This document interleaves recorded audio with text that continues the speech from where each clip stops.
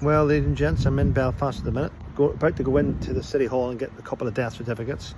Then I'm going to go from there to Newton Ards to get a double urn and just different bits and pieces to square away today.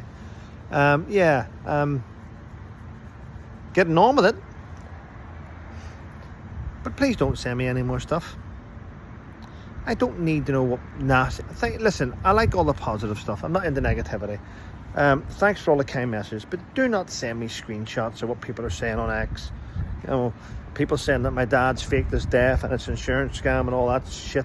I mean, they are sick, twisted people. They really are. I feel sorry for them people. It's a sorry state of affairs when someone is that broken, that that's what they do for kicks. I mean, people like that deserve to die. Yeah, they do. People that are that nasty deserve not to be on this planet, but they are, unfortunately. Anyway, listen, keep moving forward.